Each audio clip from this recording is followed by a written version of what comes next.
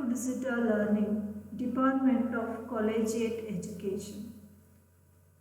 In this session, I am going to cover the topic formation of a company, that is just introduction to formation of a company and the choice of form of business entity.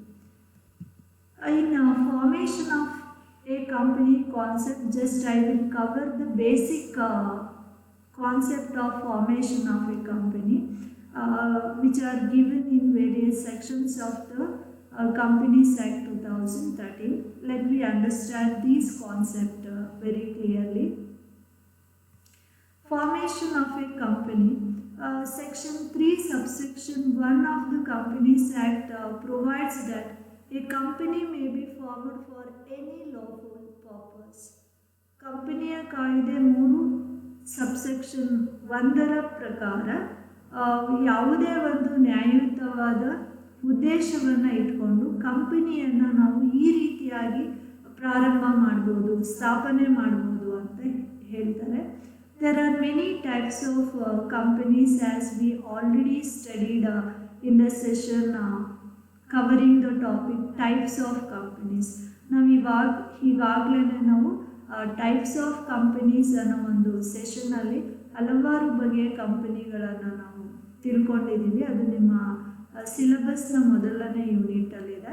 And we know you already learn that types of companies, that is private company, public company, one-person company, and then company limited by shares, company limited by guarantee, unlimited company, and many other types of companies are there as under that concept. According to section 3 subsection 1, one can form a company with lawful purpose. ಯಾವುದೇ ಒಂದು ನ್ಯಾಯಯುತವಾದ ಉದ್ದೇಶವನ್ನು ಇಟ್ಕೊಂಡು ಕಂಪನಿಯನ್ನು ಪ್ರಾರಂಭ ಮಾಡ್ಬೋದು. Illegal purpose ಆ ಥರ ಎಲ್ಲ ನಾವು ಇಟ್ಕೊಂಡು ಮಾಡ್ತೀವಿ ಅಂದರೆ ನಮಗೆ ಕಂಪನಿ ಫಾರ್ಮೇಷನ್ಗೆ ಪರ್ಮಿಷನ್ನೇ ಕೊಡಲ್ಲ. So therefore with any lawful purpose A person can establish A company under the following types. A company may be formed as a public company with 7 or more persons. Minimum 7 ಮತ್ತು ಹೆಚ್ಚಿನ ವ್ಯಕ್ತಿಗಳೊಂದಿಗೆ ಒಂದು ಸಾರ್ವಜನಿಕ ಕಂಪನಿಯನ್ನು ಪ್ರಾರಂಭ ಮಾಡ್ಬೋದು. ನೀವು ತಿಳಿದಿರೋ ಹಾಗೆ ಸಾರ್ವಜನಿಕ ಕಂಪನಿಗೆ ಗರಿಷ್ಠ ಸದಸ್ಯರ ಮಿತಿ ಇರೋದಿಲ್ಲ.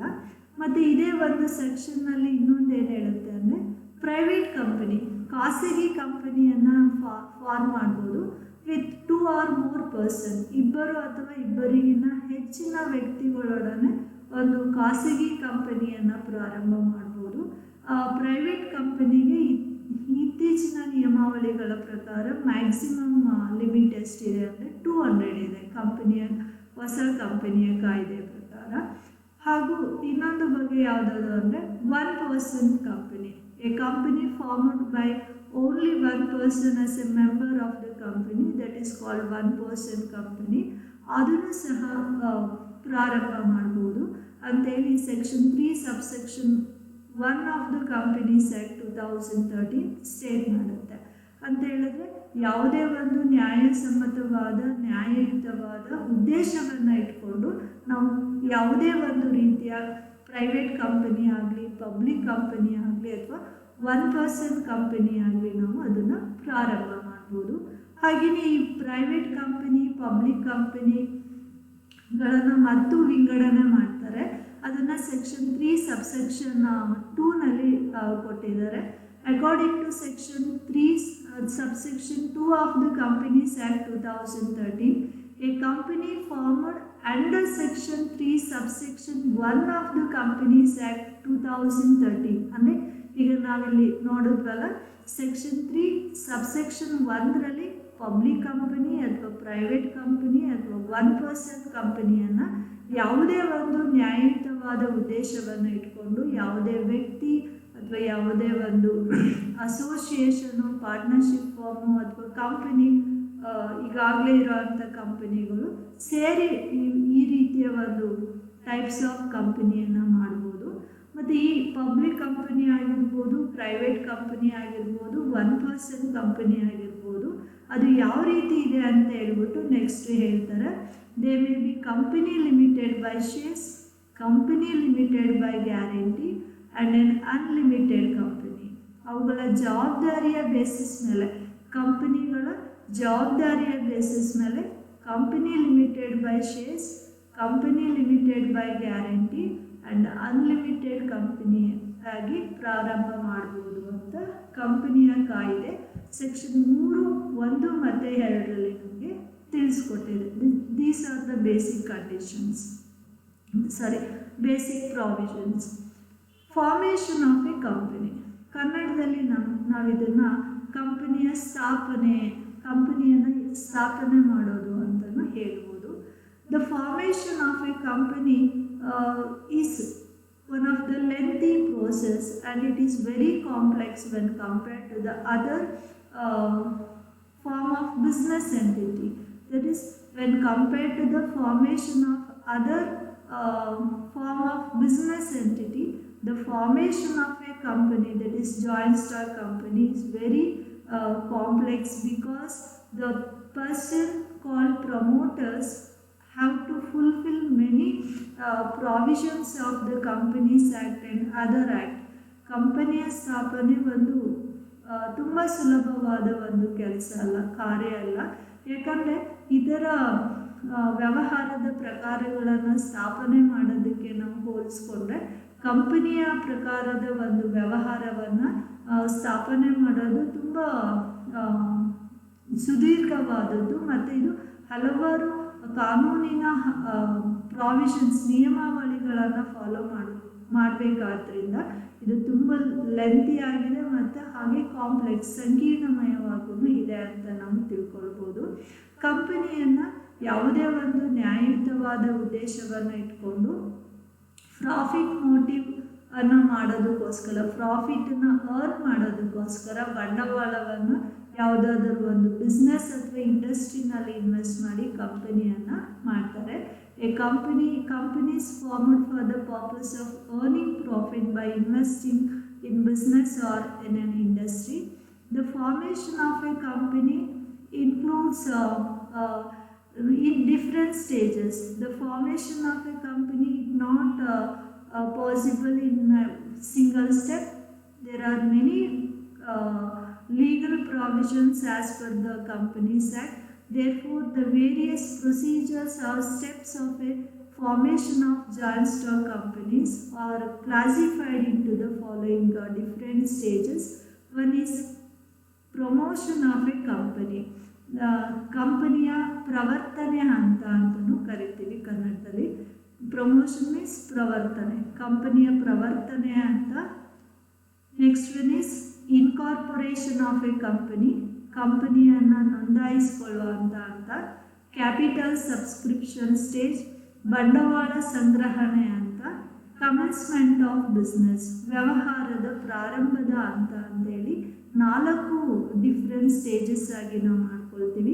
ಈ ಕ್ಯಾಪಿಟಲ್ ಸಬ್ಸ್ಕ್ರಿಪ್ಷನ್ ಕ್ಲಾಸು ಸ್ಟೇಜು ಎಲ್ಲ ಒಂದು ವ್ಯವಹಾರ ಪ್ರಕಾರಗಳಿಗೆ ಬರಲ್ಲ, ಕಂಪನಿಗೆ ಬರಲ್ಲ.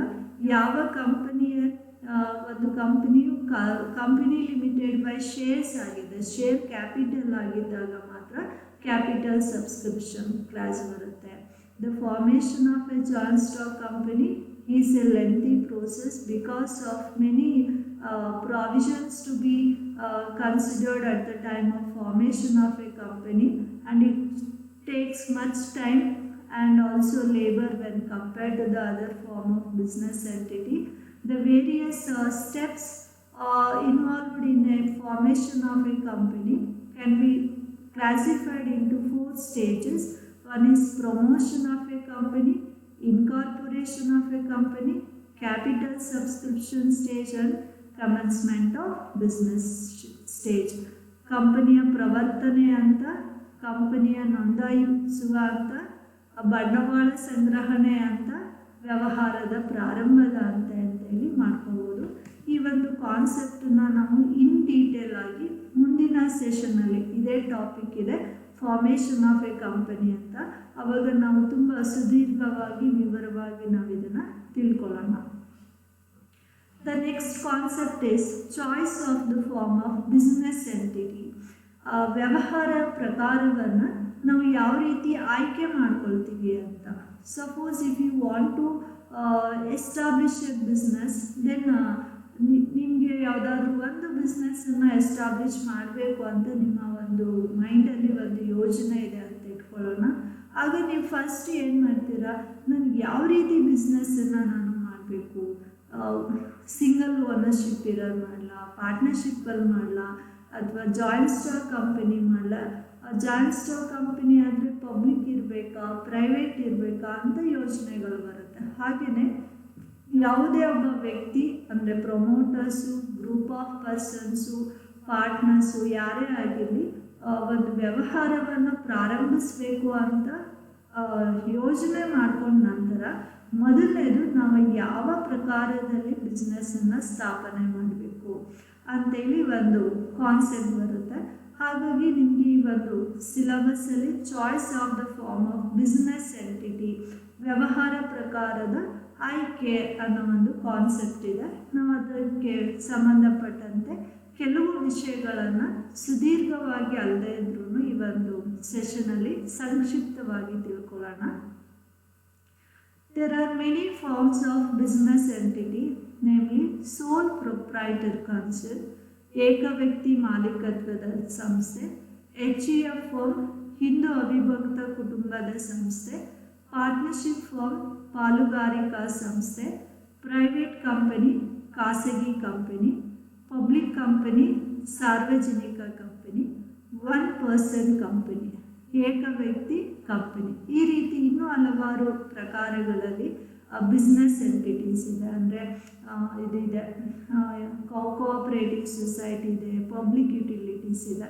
ನಾವು ಸಾಮಾನ್ಯ ಸಾರ್ವಜನಿಕರು ಬಿಸ್ನೆಸ್ಸನ್ನು ಸ್ಥಾಪನೆ ಮಾಡಬೇಕಾದ್ರೆ ಯಾವುದನ್ನು ತಗೊಳ್ತಾರೆ, ಆ ಒಂದು ಕಾನ್ಸೆಪ್ಟ್ ಬೇಸ್ ಮೇಲೆ ಇಲ್ಲಿ ಸೇರಿಸಿರೋದು. They may be in the form of sole proprietor, partnership, private company or public company or one person company. ಸಾಮಾನ್ಯ ಇಷ್ಟನ್ನು ನಾವು ತಗೊಳ್ಳೋಣ ಡಿಸ್ಕಷನ್ಸ್ಗೆ. As we already studied all these types of business forms, ನೀವು ಈಗಾಗಲೇ ನಿಮ್ಮ ಹಿಂದಿನ ಕೋರ್ಸ್ನಲ್ಲಿ ಅಂದರೆ PUCನಲ್ಲಿ ಆಗಲಿ ಅಥವಾ ಫಸ್ಟ್ ಸೆಮಿಸ್ಟರಲ್ಲಿ ಬಿಸ್ನೆಸ್ ಮ್ಯಾನೇಜ್ಮೆಂಟ್ ಅಥವಾ ಇನ್ನೊಂದು ಸಬ್ಜೆಕ್ಟ್ ಓದಬೇಕಾದ್ರಾಗಲಿ ಈ ಎಲ್ಲ ಪ್ರಕಾರದ ಬಿಸ್ನೆಸ್ಗಳ ಬಗ್ಗೆ ನೀವು ಆಗಲೇ ಓದಿದ್ದೀರಾ. ಸೋಲ್ ಪ್ರೊಪ್ರೈಟರ್ ಕನ್ಸರ್ನ್ ಅಂದ್ರೇನು, ಪಾರ್ಟ್ನರ್ಶಿಪ್ ಅಂದ್ರೇನು, ಪ್ರೈವೇಟ್ ಕಂಪನಿ ಅಂದ್ರೇನು, ಪಬ್ಲಿಕ್ ಕಂಪನಿ ಅಂದ್ರೇನು ನೀವು ತಿಳ್ಕೊಂಡಿದ್ದೀರಾ. You already know that each form of business entity have their unique merits and demerits. ಪ್ರತಿಯೊಂದು ಪ್ರಕಾರದ ವ್ಯವಹಾರ ಸಂಸ್ಥೆಗಳಿಗೆ ತನ್ನದೇ ಆದ ಕೆಲವು ಅನುಕೂಲತೆಗಳನ್ನು ಹೊಂದಿರುತ್ತೆ ಮತ್ತು ಅನಾನುಕೂಲತೆಗಳನ್ನು ಹೊಂದಿರುತ್ತೆ. ಈ ಅಂಶ ತುಂಬ ಮುಖ್ಯವಾದದ್ದು. The person or group of person who wish to establish their own business entity must analyse the following three concept while choosing the form of business entity. ಒಂದು ವ್ಯವಹಾರ ಪ್ರಕಾರದ ವನ್ನು ಆಯ್ಕೆ ಮಾಡ್ಕೊಳ್ಬೇಕಾದ್ರೆ ಯಾರು ಪರ್ಸನ್ಸ್ ಅಂದರೆ ವ್ಯಕ್ತಿಗಳು, ಅವ್ರನ್ನ ನಾವು ಸಾಮಾನ್ಯವಾಗಿ ಪ್ರಮೋಟರ್ಸ್ ಅಂತೇಳಿ ಕರಿತೀವಿ. The person or group of person who initiate the formation of a company is called promoters. ಕಂಪನಿಯ ಸ್ಥಾಪನೆಯನ್ನು ಯಾರು ಮಾಡೋದಕ್ಕೆ ಮುಂದಾಗಿ ಬರ್ತಾರೆ, ಯಾರು ಒಂದು ಬಿಸ್ನೆಸ್ ವ್ಯವಹಾರದ ಯೋಜನೆಗಳನ್ನು ಇಟ್ಕೊಂಡು ಅದನ್ನು ಎಕ್ಸಿಕ್ಯೂಟ್ ಮಾಡಲಿಕ್ಕೆ ಇನಿಷಿಯೇಟ್ ಮಾಡ್ತಾರೆ, ಅವರನ್ನು ನಾವು ಪ್ರವರ್ತಕರು ಅಂತೇಳಿ ಕರಿತೀವಿ. ಪ್ರವರ್ತಕರು ಅಥವಾ ಪ್ರವರ್ತಕ ಒಂದು ಸಂಸ್ಥೆಯನ್ನು ಎಸ್ಟಾಬ್ಲಿಷ್ ಮಾಡಬೇಕು ಅಂತ ಅಂದಾಗ ಫಸ್ಟು ಬರೋದು ಯಾವ ಪ್ರಕಾರದ ಸಂಸ್ಥೆಯನ್ನು ಎಸ್ಟಾಬ್ಲಿಷ್ ಮಾಡೋದು ಅಂತ. ಆಗ ತಿಳಿದಿರೋ ಹಾಗೆ there are many alternatives are there. Sole proprietor concern is there, partnership firm is there, Hindu undivided family is there, and this form is possible only in case of joint families. ಅವಿಭಕ್ತ ಕುಟುಂಬಗಳಿಗೆ ಅನ್ವಯಿಸುತ್ತೆ. ಹಾಗಾಗಿ ನಾವು ಮುಂದೆ explanation ಮಾಡಬೇಕಾದ್ರೆ ಅದನ್ನು ತಗೊಳ್ಳೋದು ಬೇಡ. ಯಾವ ಪ್ರಕಾರವನ್ನು ನಾವು ಆಯ್ಕೆ ಮಾಡ್ಕೊಳ್ಬೇಕು ಅಂದಾಗ ಅವನು ಕೆಳಗಿನ ಮಾಹಿತಿಗಳನ್ನು ಅನಲೈಸ್ ಮಾಡಬೇಕಾಗುತ್ತೆ, ವಿಶ್ಲೇಷಣೆ ಮಾಡಬೇಕಾಗುತ್ತೆ. ಅದು ಯಾವುದು ಅಂದರೆ the factors affecting the business entity. ಪ್ರತಿಯೊಂದು ಪ್ರಕಾರದ ಬಿಸ್ನೆಸ್ ಎಂಟಿಟಿ ಮೇಲೆ ಕೆಲವು ಕಾರಣಗಳು, ಕೆಲವು ಅಂಶಗಳು ಪ್ರಭಾವ ಬೀರುತ್ತೆ. ಆ ಪ್ರಭಾವ ಬೀರುವ ಅಂಶಗಳು ನಮಗೆ ಪೂರಕವಾಗಿದ್ದಾಗ, ನಮಗೆ ಅದು ಅತ್ಯಗತ್ಯವಾಗಿದ್ದಾಗ ಆ ಪ್ರಕಾರದ ಎಂಟಿಟಿಯನ್ನು ನಾವು ಆಯ್ಕೆ ಮಾಡ್ಕೊಳ್ತೀವಿ. ಅದನ್ನು ನೆಕ್ಸ್ಟು ಡಿಸ್ಕಸ್ ಮಾಡೋಣ. ಪ್ರತಿಯೊಂದು ಪ್ರಕಾರದ ಬಿಸ್ನೆಸ್ ಎಂಟಿಟಿಗೂ ತನ್ನದೇ ಆದ ಯೂನಿಕ್ ಮೆರಿಟ್ಸ್ ಮತ್ತು ಡಿಮೆರಿಟ್ಸ್ ಇರುತ್ತೆ, ಅನುಕೂಲತೆ ಮತ್ತು ಅನಾನುಕೂಲತೆಗಳು ಇರುತ್ತೆ. ಅದನ್ನು ಸಹ ಪರಿಗಣನೆಗೆ ತಗೊಳ್ಬೇಕಾಗುತ್ತೆ. Choose the specific form of organization after considering factors affecting the business entity and the merits and demerits of each business form. After analysis of all these matters, the promoters or a group of person will choose the specific form of organization. ಅಂದರೆ ಈ ಎಲ್ಲ ಅಂಶಗಳನ್ನು ವಿಶ್ಲೇಷಣೆ ಮಾಡಿದ ನಂತರ ಅವರಿಗೆ ಸೂಕ್ತವಾದ, ಅವರಿಗೆ ಅನುಕೂಲವಾದ ಒಂದು ನಿರ್ದಿಷ್ಟ ಪ್ರಕಾರದ ವ್ಯವಹಾರವನ್ನು ಅವರು ಆಯ್ಕೆ ಮಾಡಿಕೊಳ್ತಾರೆ. Let us understand the various factors affecting the form of business entity. ಅದು ನಿಮ್ಮ ಸಿಲಬಸ್ಸಲ್ಲಿ ಇದು ಕಾನ್ಸೆಪ್ಟ್ ಇದೆ, the choice of form of business entity ಅಂತೇಳಿ. There will be a possibility of asking questions on this. ಇದ್ರ ಮೇಲೂ ನಿಮಗೆ ಕ್ವೆಶನ್ಸ್ಗಳು ಬರ್ಬೋದು. ಹಾಗಾಗಿ ಇದನ್ನು ನಾವು ಸ್ವಲ್ಪ ಸುದೀರ್ಘವಾಗಿ ಅಲ್ಲದ್ರೂ ಸಂಕ್ಷಿಪ್ತವಾಗಿ ಇವುಗಳನ್ನು ನಾವು ತಿಳ್ಕೊಳ್ಳೋಣ. ಯಾವ್ಯಾವ ಅಂಶಗಳು ನಾವು ವ್ಯವಹಾರ ಪ್ರಕಾರವನ್ನು ಆಯ್ಕೆ ಮಾಡಿಕೊಳ್ಬೇಕಾದ್ರೆ ಪ್ರಭಾವ ಬೀರುತ್ತೆ ಅಂತ. One is nature of business. ವ್ಯವಹಾರದ ಸ್ವರೂಪ ಅಂತ ಕನ್ನಡದಲ್ಲಿ ಕರಿತೀವಿ. The nature of business is one of the important factors affecting the selection of the form of business entity. ಒಂದು ವ್ಯವಹಾರ ಪ್ರಕಾರವನ್ನು ಆಯ್ಕೆ ಮಾಡಿಕೊಳ್ಬೇಕಾದ್ರೆ ವ್ಯವಹಾರದ ಸ್ವರೂಪ ತುಂಬ ಪರಿಣಾಮ ಬೀರುವ ಅಂಶಗಳಲ್ಲಿ ಒಂದಾಗಿದೆ. And there are different situations are there. In some cases it requires the direct contact between the company and the customers. Company ಅಥವಾ ವ್ಯವಹಾರ ಸಂಸ್ಥೆ ಮತ್ತು ಗ್ರಾಹಕರ ನಡುವೆ ತುಂಬ ನೇರವಾದ ಸಂಬಂಧ ಇರಬೇಕು ಅಂತ ಬರುತ್ತೆ. So if the nature of business requires the direct contact between the customer and the business firm. ಒಂದು ವ್ಯವಹಾರ ಸಂಸ್ಥೆ ಮತ್ತು ಗ್ರಾಹಕರ ನಡುವೆ ಒಂದು ನೇರವಾದ ಸಂಬಂಧವಿರಬೇಕು, ಮುಕ್ತವಾಗಿ ಅವರು ವ್ಯವಹಾರ ಮಾಡಬೇಕು, ಮಧ್ಯವರ್ತಿಗಳ ಅವಶ್ಯಕತೆ ಬೇಡ ಅಂತ ಅನ್ನೋದಾದರೆ ತುಂಬ ಸೂಕ್ತವಾದ ಬಿಸ್ನೆಸ್ ಫಾರ್ಮ್ ಯಾವುದು ಅಂದರೆ ಸೋಲ್ ಪ್ರೊಪ್ರೈಟರ್ ಕನ್ಸರ್ನ್ ಅಥವಾ ಪಾರ್ಟ್ನರ್ಶಿಪ್ ಫಾರ್ಮ್. ಸೋಲ್ ಪ್ರೊಪ್ರೈಟರ್ ಕನ್ಸರ್ನ್ ಮತ್ತು ಪಾರ್ಟ್ನರ್ಶಿಪ್ ಫಾರ್ಮಲ್ಲಿ ಗ್ರಾಹಕರು ಮತ್ತು ಕಂಪನಿ ವ್ಯವಹಾರ ಸಂಸ್ಥೆಯ ಮಧ್ಯೆ ಒಂದು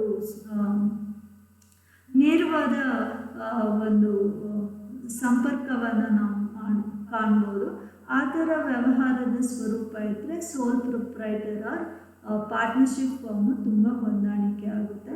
ಇನ್ case of business entity, if the nature of business requires some specialized knowledge and skills of the proprietors, ಯಾರು ಸಂಸ್ಥೆಯನ್ನು ಸ್ಥಾಪನೆ ಮಾಡ್ತಾರೆ ಅವರ ಒಂದು ಸ್ಕಿಲ್ಸ್ ತುಂಬ ಅಗತ್ಯ ಇದೆ ಅಂತ ಅಂದಾಗ ಅಂತಹ ಸಂದರ್ಭದಲ್ಲಿ ಅವರು ಪಾರ್ಟ್ನರ್ಶಿಪ್ ಫಾರ್ಮ್ನ ಆಯ್ಕೆ ಮಾಡ್ಕೊಳ್ಬೋದು ಅಥವಾ ಸೋಲ್ ಪ್ರೊಪ್ರೈಟರ್ನೇ ಮಾಡ್ಕೊಳ್ಬೋದು. For example chartered accountant association, lawyer association, ಈ ಥರ ಮೆಡಿಕಲ್ ಪ್ರಾಕ್ಟೀಷನರ್ಸ್ ಅಸೋಸಿಯೇಷನ್ ಅಂದರೆ ನರ್ಸಿಂಗ್ ಹೋಮ್ ಎಲ್ಲ ಮಾಡ್ಕೊಂಡಿರ್ತಾರೆ. ಸೊ ಅದು ಸೋಲ್ ಪ್ರೊಪ್ರೈಟರಲ್ಲಿ ಇರ್ಬೋದು ಅಥವಾ ಪಾರ್ಟ್ನರ್ಶಿಪ್ ಫಾರ್ಮಲ್ಲಿ ಇರ್ಬೋದು. If the business nature of business requires the skills and also the professional skills ಬೇಕಾದರೆ ಆ ಥರ ಇರುತ್ತೆ. If the nature of business requires huge amount of capital, then they must choose the company form of business organization. ತುಂಬ ಜಾಸ್ತಿ ಬಂಡವಾಳ ಬೇಕು and it does not require direct contact between the firm and the customer, ಗ್ರಾಹಕರು ಮತ್ತು ಸಂಸ್ಥೆಯ ಮಧ್ಯೆ ನೇರವಾದ ಸಂಬಂಧ ಬೇಡ ಅಂತ ಅನ್ನೋದಾದರೆ ಅವರು ಕಂಪನಿಯ ಪ್ರಕಾರವನ್ನು ಆಯ್ಕೆ ಮಾಡ್ಕೊಳ್ಬೋದು. Next is size of business. ನಮ್ಗೆ ಗೊತ್ತಿರೋ ಹಾಗೆ ಮೀಡಿಯಮ್ ಸೈಜು, ಸ್ಮಾಲ್ ಸೈಜು ಮತ್ತು ಲಾರ್ಜ್ ಸ್ಕೇಲ್ ಬಿಸ್ನೆಸ್ ಅಂತ ಇದೆ. ಇನ್ case of medium scale business and also small size business, the area of operation is very less and the amount of capital required by them is also very less. Therefore, they can choose the firm called sole proprietor concern or partnership firm. ಅವರು ಸೋಲ್ proprietorship ಅಥವಾ partnership ಫರ್ಮ್ನ ಆಯ್ಕೆ ಮಾಡ್ಕೊಳ್ಬೋದು, ಅಂದರೆ small and medium scale ಎಂಟರ್ಪ್ರೈಸಸ್ಗೆ. If the nature of the size of company is very large scale company and it requires huge amount of capital, in such a cases they must go for the private company form or public company form. Duration of business. So we know that generally businesses are established with the concept of going concern, ಅಂದರೆ ಒಂದು ವ್ಯವಹಾರ ಸಂಸ್ಥೆ ಸುದೀರ್ಘವಾದ ಕಾಲದವರೆಗೆ ಚಟುವಟಿಕೆಗಳನ್ನು ನಿರ್ವಹಿಸ್ಕೊಂಡು ಹೋಗುತ್ತೆ ಅನ್ನೋ ರೀತಿಯಲ್ಲಿ ನಾವು ಸಂಸ್ಥೆಯನ್ನು ಪ್ರಾರಂಭ ಮಾಡ್ತೀವಿ. But depends on the objectives of the business. Some business may be established for a short period like 1 year, 2 year, 5 years like that. And some business may be established for a infinite life. ತುಂಬ ಅನಿರ್ದಿಷ್ಟ ಕಾಲದವರೆಗೆ ನಾವು ಬಿಸ್ನೆಸ್ಸನ್ನು ಮಾಡ್ಕೊಂಡು ಹೋಗಲಿಕ್ಕೆ ಅಂತ ಮಾಡ್ಬೋದು. If the business is established for a short period, then they must opt for sole proprietor or partnership firm. If the company wish to continue its business for a longer period of the time, ತುಂಬ ದೀರ್ಘಕಾಲದವರೆಗೆ ತನ್ನ ಬಿಸ್ನೆಸ್ಸನ್ನು ಮಾಡಬೇಕು ಅಂತ ಹೋದರೆ ಅವರು ಕಂಪನಿಯ ಪ್ರಕಾರವನ್ನು ಆಯ್ಕೆ ಮಾಡ್ಕೊಳ್ಬೇಕಾಗುತ್ತೆ. Degree of control. ಸೊ ನಿಯಂತ್ರಣದ ಒಂದು ಮಿತಿ ಎಷ್ಟಿದೆ ಅಂತ. Some promoters or some person who want to own the whole control of the business concern. ತಮ್ಮ ಕೈಯಲ್ಲೇ ಕಂಪನಿಯ ಒಂದು ವ್ಯವಹಾರದ ಪ್ರಕಾರಗಳ ನಿಯಂತ್ರಣ ನಮ್ಮ ಕೈಯಲ್ಲೇ ಇರಬೇಕು, ಬೇರೆ ಯಾರ ಹತ್ರನೂ ಇರಬಾರ್ದು ಅಂತ ಇಚ್ಛೆ ಪಡ್ತಾರೆ. ಅಂಥ ಸಂದರ್ಭದಲ್ಲಿ ಅವರು ಏಕವ್ಯಕ್ತಿ ಮಾಲೀಕತ್ವದ ಸಂಸ್ಥೆ ಅದು ತುಂಬ ಸೂಕ್ತ ಆಗುತ್ತೆ, ಅಥವಾ ಪಾರ್ಟ್ನರ್ಶಿಪ್ ಫಾರ್ಮ್ಗಾದ್ರೂ ಹೋಗ್ಬೋದು. If the person or promoters who don't wish to concentrate the control on their own hand, ಅವರ ಕೈಯಲ್ಲೇ ಕಂಪನಿಯ ನಿಯಂತ್ರಣ ನಮ್ಮ ಹತ್ರನೇ ಇರಬೇಕು ಅಂತ ಬಯಸಲ್ಲ. They wish to share the control with the other hands also, then in such a cases they go for the company form of organization. ಕೆಲವೊಂದು ಸಲ ರಿಸ್ಕ್ ಇರುತ್ತೆ, ಒಬ್ಬನೇ ಕಂಟ್ರೋಲ್ ಮಾಡೋಕ್ಕಾಗಲ್ಲ. The management team is very must in order to control the business operation or activities of business ಅಂತ ಬಂದಾಗ they must decentralize the control by delegation of authority and all. ಅಂಥ ಸಂದರ್ಭದಲ್ಲಿ company ಫಾರ್ಮ್ಗೆ ಅವರು ಹೋಗಬೇಕಾಗುತ್ತೆ. Type of management. ಕಂಪನಿಯನ್ನು ಯಾವ ಥರ ನಿರ್ವಹಿಸ್ಕೊಂಡು ಹೋಗಬೇಕು ಅಂದರೆ, ಕೆಲವ್ರಿಗೆ ಒಬ್ಬನೇ ವ್ಯಕ್ತಿ ನಿರ್ವಹಿಸೋದಕ್ಕೆ ಸಾಧ್ಯ ಅನ್ನೋದಾದರೆ ಸೋಲ್ ಪ್ರೊಪ್ರೈಟರ್. ಒಬ್ಬ ವ್ಯಕ್ತಿ ಅಲ್ಲ, ಇಬ್ಬರು ಬೇಕು ಅಂದಾಗ ಅದು. If the person who established the business wish to separate the ownership and management. Ownership ಮತ್ತು ಮ್ಯಾನೇಜ್ಮೆಂಟು ಬೇರೆ ಬೇರೆ ಆಗಿರಲಿ ಪರವಾಗಿಲ್ಲ ಅನ್ನೋದಾದರೆ ಕಂಪನಿ ಫಾರ್ಮ್ಗೆ ಹೋಗಬೇಕು. ಓನರ್ಶಿಪ್ ಆ್ಯಂಡ್ ಮ್ಯಾನೇಜ್ಮೆಂಟ್ ಒಂದೇ ಕಡೆ ಇರಲಿ ಅಂದರೆ ಅವರು ಯಾವುದಕ್ಕೆ ಹೋಗಬೇಕಾಗುತ್ತೆ ಅಂದರೆ ಸೋಲ್ ಪ್ರೊಪ್ರೈಟರ್ ಕನ್ಸರ್ನ್ ಅಥವಾ ಪಾರ್ಟ್ನರ್ಶಿಪ್ ಕನ್ಸರ್ನ್ ಹೋಗಬೇಕಾಗುತ್ತೆ. If the business requires small capital, then they go for partnership or sole concern, sole trading concern. If the business requires huge capital, ಅತಿ ಹೆಚ್ಚು ಬಂಡವಾಳ ಬೇಕು, ಈಗ cement industry, textile industry, iron and steel industry, ಇಂಥ ಒಂದು ಇಂಡಸ್ಟ್ರಿಗಳಿಗೆ ಬೇಕಾಗುವ ಬಂಡವಾಳ ಜಾಸ್ತಿ ಆಗ ಅವರು ಪ್ರೈವೇಟ್ ಕಂಪನಿಯನ್ನು ಸ್ಥಾಪನೆ ಮಾಡ್ಕೊಳ್ಬೋದು. ಡಿಗ್ರಿ ಆಫ್ ರಿಸ್ಕ್, ನಷ್ಟ ಭಯದ ಒಂದು ವ್ಯಾಪ್ತಿ ಎಷ್ಟಿದೆ ಅಂತೇಳಿ. So even though if the person or promoters have the enough investment to invest in a business, but they don't come forward to establish the business because of the higher amount of risk. ಕೆಲವೊಂದು ಸಲ promoters ಹತ್ರ ಅಥವಾ ಯಾರು ಬಿಸ್ನೆಸ್ಸನ್ನು ಸ್ಥಾಪನೆ ಮಾಡಬೇಕು ಅಂದ್ಕೊಂಡಿರ್ತಾರೆ ಅವ್ರ ಹತ್ರ ಸಾಕಷ್ಟು ಬಂಡವಾಳ ಇರುತ್ತೆ, ಬಟ್ ಅವ್ರ ಬಿಸ್ನೆಸ್ಸನ್ನು ಮಾಡಲಿಕ್ಕೆ ಮುಂದೆ ಬರಲ್ಲ. ಯಾಕಂದರೆ ನಷ್ಟ ಭಯ ಇರುತ್ತೆ. ಒಂದು ವೇಳೆ ಬಿಸ್ನೆಸ್ ಸಕ್ಸಸ್ ಆಗಲಿಲ್ಲ ಅಂದರೆ ಅವರು ಪೂರ್ಣ ಪ್ರಮಾಣದ ನಷ್ಟ ಭಯವನ್ನು ಅನುಭವಿಸ್ಬೇಕಾಗುತ್ತೆ. ಹಾಗಾಗಿ ಅವರು ಏನು ಮಾಡ್ತಾರೆ ಅಂದರೆ they want to share the risk along with other persons. ನಷ್ಟವನ್ನು ಬೇರೆಯವ್ರ ಜೊತೆ ಹಂಚ್ಕೊಳ್ಳೋದಕ್ಕೆ ಇಷ್ಟಪಡ್ತಾರೆ. ಅಂತಹ ಸಂದರ್ಭದಲ್ಲಿ ಅವರು ಪಾರ್ಟ್ನರ್ಶಿಪ್ ಫಾರ್ಮ್ ಅಥವಾ ಕಂಪನಿ ಫಾರ್ಮ್ ಆಫ್ ಆರ್ಗನೈಸೇಷನನ್ನು ಮಾಡ್ಕೊಳ್ಬೋದು. Flexibility in the form of operation, ವ್ಯವಹಾರದ ಚಟುವಟಿಕೆಗಳನ್ನು ಹೇಗೆ ಹೊಂದಾಣಿಕೆ ಮಾಡಿಕೊಳ್ಬೇಕು ಅಂದಾಗ, in case of sole trading concern or partnership firm, they can take the decisions very quickly and they can succeed flexibility in operation. Sole trading concern ಮತ್ತು partnership ಫಾರ್ಮಲ್ಲಿ ಅವ್ರದ್ದೇ management ಇರೋದ್ರಿಂದ ತುಂಬ ಕ್ವಿಕ್ಕಾಗಿ ನಿರ್ಣಯಗಳನ್ನು ತಗೊಳ್ಬೋದು. ಈ ಅಗತ್ಯತೆ ಇದ್ದಾಗ ತುಂಬ ಕ್ವಿಕ್ ನಿರ್ಣಯಗಳನ್ನು ತಗೊಂಡು ಅವರು ಚೇಂಜ್ಡ್ ಎನ್ವಿರಾನ್ಮೆಂಟ್ಗೆ ಹೊಂದಾಣಿಕೆಯನ್ನು ಮಾಡ್ಕೊಳ್ಬೋದು. ಬಟ್ ಕಂಪನಿ ಫಾರ್ಮಲ್ಲಿ it takes much time. They cannot able to adjust with the changed operation very quickly, ಯಾಕಂದರೆ ಅದು ತುಂಬ ಲಾಂಗ್ ಪ್ರೊಸೀಜರ್ ಆಗುತ್ತೆ. Next one is distribution of profit. Some person who don't wish to share the profit along with the other person, then they can choose for sole trading concern. If the persons who wish to share the profit with fewer person, they go for partnership form.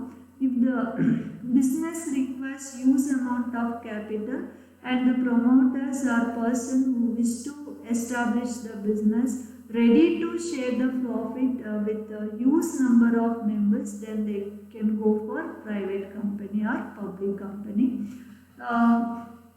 The government rules and regulation also influence the selection of form of business organization, and to get the minimum restrictions and more subsidy, then the promoters will go for the regulations which are favourable to them. ಯಾವ ಒಂದು ರೆಗ್ಯುಲೇಷನ್ಸಲ್ಲಿ ಮತ್ತು ಯಾವ ಒಂದು ಕಡೆ ಸರ್ಕಾರದ ನಿಯಂತ್ರಣ ತುಂಬ ಅವ್ರಿಗೆ ಅನುಕೂಲಕರವಾಗಿರುತ್ತೆ, ಅಂತಹ ಪ್ರಕಾರದ ವ್ಯವಹಾರಗಳನ್ನು ಅವರು ಆಯ್ಕೆ ಮಾಡ್ಕೊಳ್ಬೋದು. ಮತ್ತು ಇನ್ನೊಂದು ಮುಖ್ಯವಾಗಿರೋದು ಟ್ಯಾಕ್ಸ್ ಲಯಬಿಲಿಟಿ. ನಾವು FM ಕಲಿಬೇಕಾದ್ರೆಲ್ಲ ನಾವು ಇದನ್ನು ಮಾಡ್ಕೊಳ್ಬಿಡ್ತೀವಿ, ಟ್ಯಾಕ್ಸ್ ಪ್ಲ್ಯಾನಿಂಗ್ ಮಾಡಬೇಕಾದ್ರೂ ಇದನ್ನು ಮಾಡ್ತೀವಿ. ಈಗ ನೀವು ಒಂದು ಬಿಸ್ನೆಸ್ಸನ್ನು ಎಸ್ಟಾಬ್ಲಿಷ್ ಮಾಡಬೇಕು ಅಂದರೆ ಒಂದು 5 crores ಬೇಕು. 5 crores ನಿಮಗೆ ಒಂದು 10 ಲಕ್ಷ ಪ್ರಾಫಿಟ್ ಬಂದಿದೆ ಫಸ್ಟ್ ಇಯರ್, ಆಗ ನೀವು ಅದಕ್ಕೆ ಟ್ಯಾಕ್ಸನ್ನು ಕಟ್ಟಬೇಕು. ಸೋಲ್ ಟ್ರೇಡಿಂಗ್ ಆದರೆ ಎಷ್ಟು ಟ್ಯಾಕ್ಸ್, ಪಾರ್ಟ್ನರ್ಶಿಪ್ ಫಾರ್ಮ್ ಆದರೆ ಎಷ್ಟು ಟ್ಯಾಕ್ಸ್, ಪ್ರೈವೇಟ್ ಕಂಪನಿ ಆದರೆ ಎಷ್ಟು ಅದಂದರೆ, ಅಥವಾ ಪಬ್ಲಿಕ್ ಕಂಪನಿ ಆದರೆ ಎಷ್ಟು ಅಂತ ನೀವು ಚೆಕ್ ಮಾಡ್ತೀರಾ. ಟ್ಯಾಕ್ಸ್ ಲಯಬಿಲಿಟಿ, ತೆರಿಗೆಯ ಹೊಣೆಗಾರಿಕೆಯನ್ನು ನೀವು ಕ್ಯಾಲ್ಕುಲೇಟ್ ಮಾಡ್ತೀರಾ.